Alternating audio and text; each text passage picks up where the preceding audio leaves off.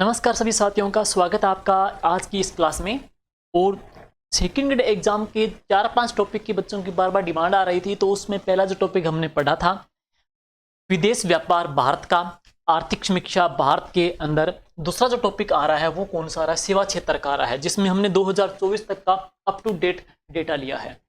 ये क्लास आपके second grade exam जो अभी 28 दिसंबर 2024 को होने जा रहा है संस्कृत डिपार्टमेंट का, उसके लिए मोस्ट इंपोर्टेंट है।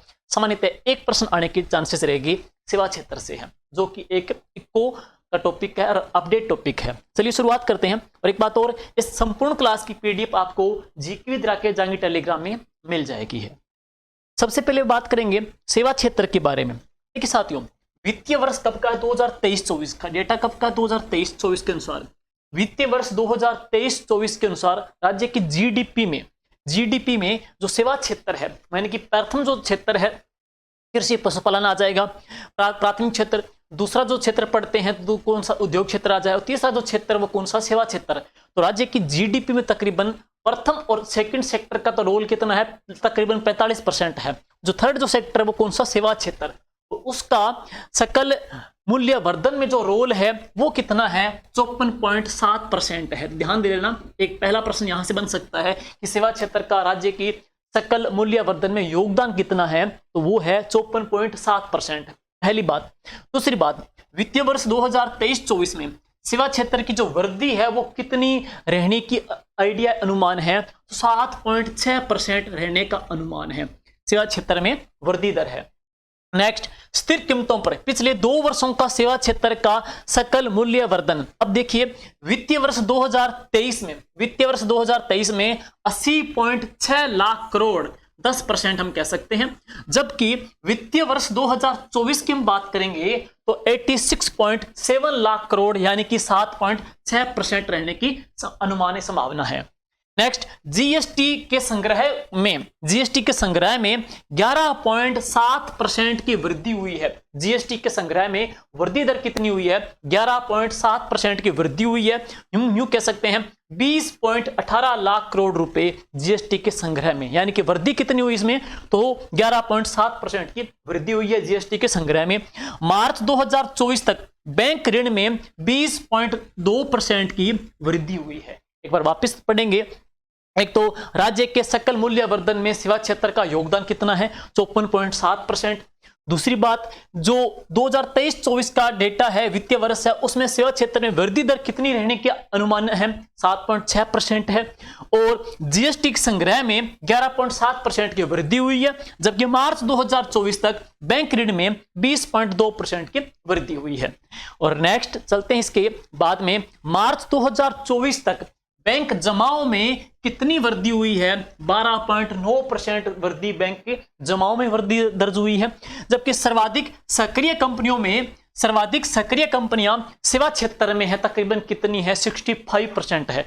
सबसे ज्यादा जो एक्टिव कंपनी है वो इसी सेक्टर में है, सेवा सेक्टर में है, तकरीबन 65%।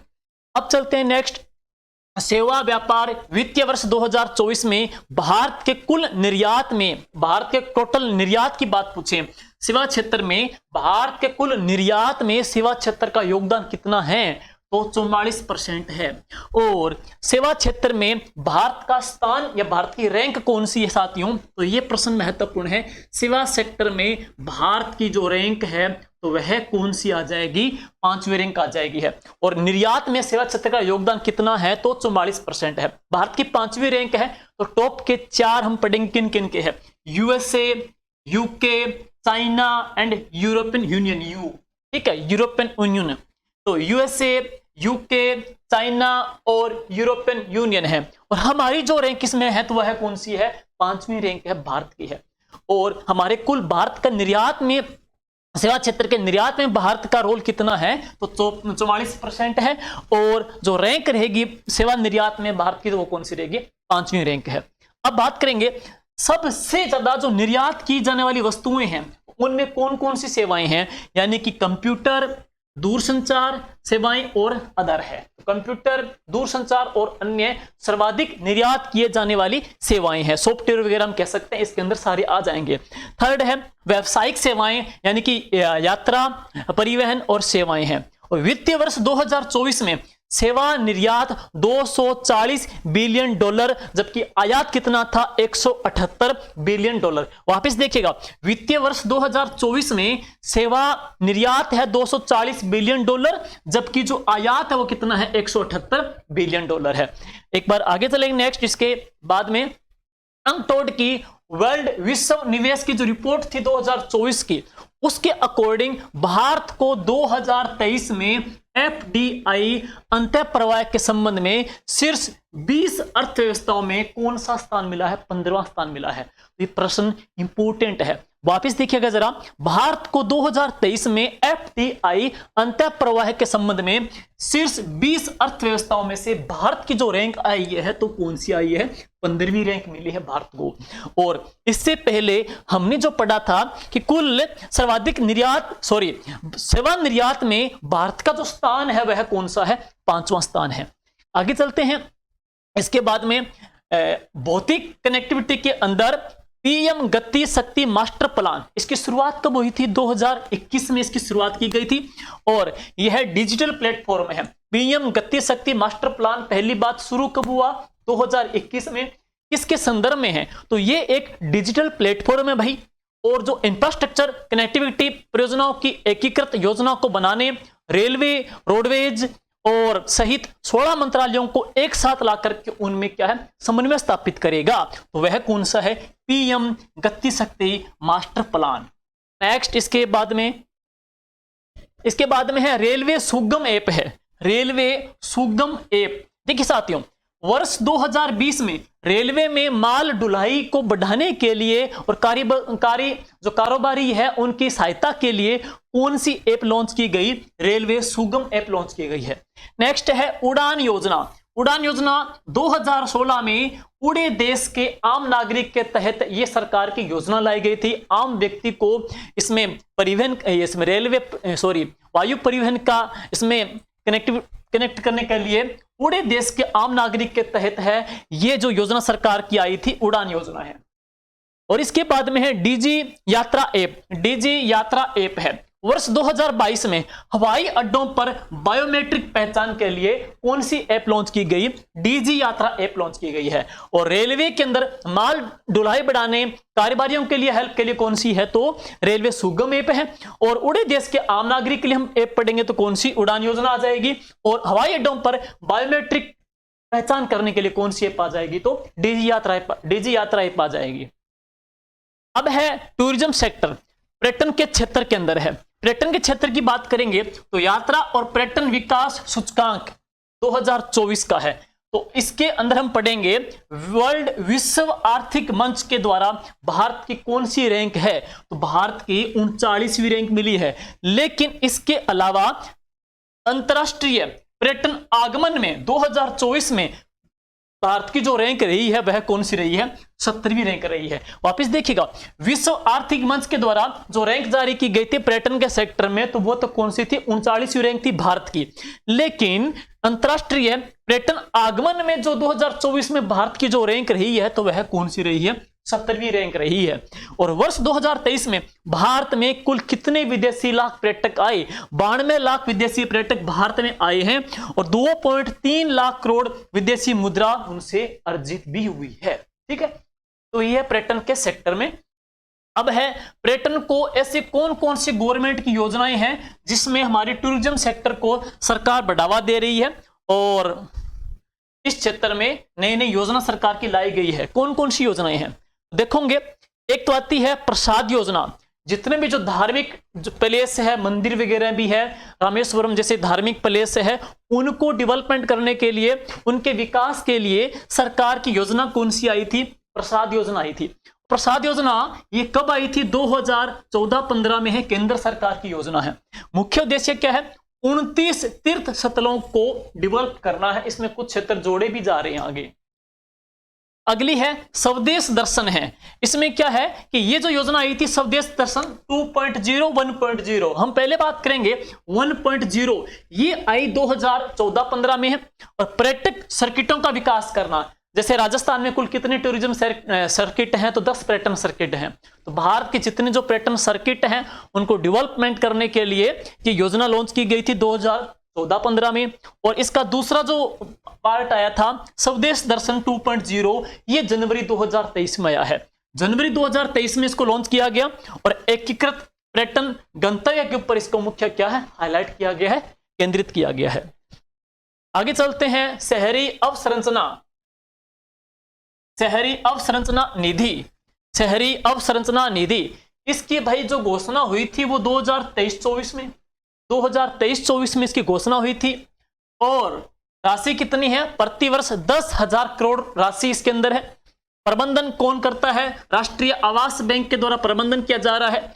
इसका उद्देश्य क्या है, टीयर 2 50,000 से लेकर के 1 लाख और टीयर 3 के अंदर 20,000 से लेकर के 50,000 शहरों में बुनियादी ढांचे का विकास करना है। तो ये है शहरी अवसंरचना विकास निधि, जिसकी घोषणा कब हुई थी, 2023-24 के अंदर है। नेक्स्ट चलते हैं, इसके बाद में आईटी सेक्टर के अंदर है, सेवा क्षेत्र में आईटी सेक्टर, सूचना प्रौद्योगिकी जो सेवाएं हैं उसके अंदर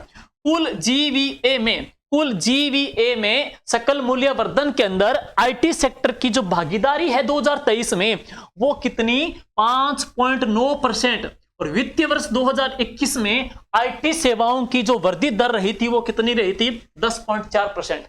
वापिस देखिएगा, हम बात करेंगे सकल मूल्य वर्धन में जो आईटी सेक्टर है 2023 में उसकी भागीदारी कितनी थी, 5.9%। जबकि 2021 में आईटी सेवाओं में जो वर्धित दर हुई थी वो कितनी दर्ज की गई, 10.4% दर्ज इसमें दर्ज की हुई। भारत में आईटी सेक्टर या प्रौद्योगिकी का स्टार्टअप है, तो भारत में स्टार्टअप पढ़ेंगे 2014 में कितना, 2000 है, जबकि 2023 में कितना हो गया, 31 हुआ है। ध्यान दे लेना, ये एडटेक का कितना 16%, एंटरप्राइज का 12% और बीएफएसआई का कितना 10% है और विज्ञापन के अंदर 7% है। और इसके बाद आगे नेस्कॉम की अकॉर्डिंग भारत का टेक स्टार्टअप इकोसिस्टम वर्ल्ड में कौन सी भी रैंक पर है, तीसरी रैंक पर है। तो भारत का टेक स्टार्टअप है वर्ल्ड में कौन से स्थान पे है साथियों, तो ये आ जाएगा 3rd रैंक के अंदर। आगे चलते हैं, इसके बाद में दूरसंचार, भारत में टेलीघनत्व प्रति 100 जनसंख्या पर टेलीफोन की संख्या, तो देखिएगा मार्च 2014 में कितना है, 75.2% है मार्च 2014 में। लेकिन अब हम बात करेंगे तो मार्च 2024 के अंदर है प्रति 100 जनसंख्या पर टेलीफोन की संख्या वो कितनी है, 85.7% है। तो मार्च 2024 में 85.7%। नेक्स्ट है अब इंटरनेट का घनत्व, मार्च 2024 में इंटरनेट का जो घनत्व है वो 68.2% है। और भारत में पहली बार 5G सेवाओं का शुभारंभ अक्टूबर 2022 से शुरू हुआ। तो 5G सेवाएं अक्टूबर 2005 से शुरू हुई थी और 5G सेवाओं के बाद में भारत की मोबाइल ब्रॉडबैंड स्पीड की जो रैंक है वो पहले कितनी थी, 118 से सीधी कौन सी हो गई, 15वीं हो गई है 5G सेक्टर के बाद में। 118 से सीधी कौन सी हो जाएगी, यहाँ पे 15वीं हो जाएगी। लेकिन इससे पहले हमने जो पढ़ा था नेस्कॉम के अकॉर्डिंग भारत का टेक स्टार्टअप जो इकोसिस्टम है उसमें हम वर्ल्ड में कौन से स्थान पर है, तीसरे स्थान पर है। और ब्रॉडबैंड की बात करते हैं स्पीड के अंदर है तो 118 से हमारी रैंक 15वीं हो गई है। और इसके बाद आगे है दूरसंचार सेक्टर की जो कौन कौन सी सरकार की योजनाएं हैं तो हम पढ़ेंगे उसके अंदर। एक तो है भारत नेट, 2011 में लॉन्च ऑप्टिकल फाइबर नेटवर्क को 205 में 2015 में नाम बदल करके भारत नेट प्रोजेक्ट किया है। दूसरा है संचार साथी पोर्टल, साथियों यह 16 मई 2023 को आया और मोबाइल ग्राहकों को मजबूत करना है, सशक्त करना है, प्रदान करना है। तीसरा है चक्षु पोर्टल, चक्षु सुविधा है जो संदिग्ध धोखाधड़ी हो रही है, साइबर जो क्राइम है उसके अंदर संचार की रिपोर्ट करने के लिए सरकार का यह पोर्टल लॉन्च किया गया था। चक्षु पोर्टल चक्षु सुविधा है। और एक है ई कॉमर्स, भारत का ई कॉमर्स मार्केट 2023 तक 250 बिलियन डॉलर को पार करने की संभावनाएं हैं। साथियों ये थे सेवा सेक्टर में पूरी क्लास की बात करेंगे तो एक प्रकार से गागर का सागर क्लास रहेगी, शॉर्ट एंड स्वीट मैटर है। इस क्लास की पीडीएफ टेलीग्राम में हम डाल देंगे, जीके विद्या के जांगेड़ में, तो चलते चलते एक बार पढ़ लीजिएगा। इसी प्रकार से शॉर्ट एंड इजी फैक्ट हम लेके आते रहेंगे। Thank you, wish you all the best, good luck.